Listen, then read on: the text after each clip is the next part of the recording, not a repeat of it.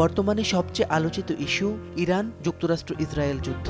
যুক্তরাষ্ট্র ও ইসরায়েলের যৌথ হামলায় পরিবারের একাধিক সদস্য সহ প্রাণ হারিয়েছেন ইরানের সর্বোচ্চ নেতা আয়াতুল্লাহ আলী খামেনি। মুসলিম বিশ্বের এই অপ্রতিরোধ্য নেতার মৃত্যুতে উষ্ণ হয়ে উঠেছে বিশ্ব রাজনীতির মঞ্চ।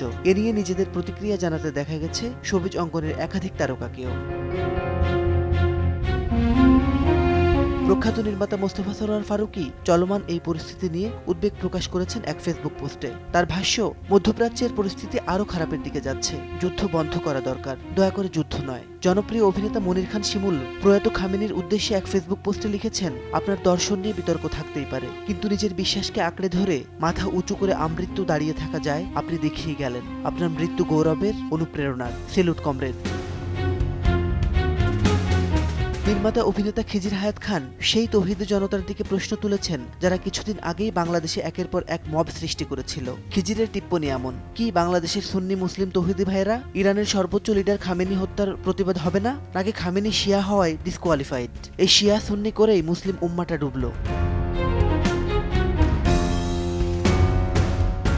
অভিনেত্রী জ্যোতিকা জ্যোতি বেশ উদ্বিগ্ন।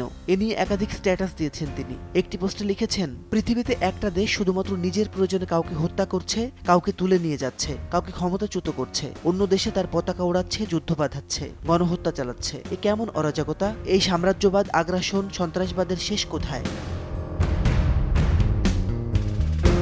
আবার কোনো কোনো তারকা খামেনি শাসনের অবসানকে ইরানে গণতন্ত্র ও নারী অধিকার প্রতিষ্ঠার সূচনা লগ্ন ভাবছেন। মেহরাফরোজ শাওন ইরানের 22 বছর বয়সী ছাত্রী মাশা আমিনের ছবি পোস্ট করেছেন, যাকে 2022 সালে হিজাবের ভেতর দিয়ে কিছু চুল বের হওয়ার কারণে পুলিশ নির্যাতন করে মেরে ফেলে। তিনি লিখেছেন, এখন মাশার আত্মা বোধহয় শান্তি পাচ্ছে। অভিনেত্রী সুহানা সাবা ও মাশা আমিনী সহ খামেনির আমলে যেসব নারীদের প্রতি অবিচার করা হয়েছে তার লম্বা বর্ণনা দিয়েছেন।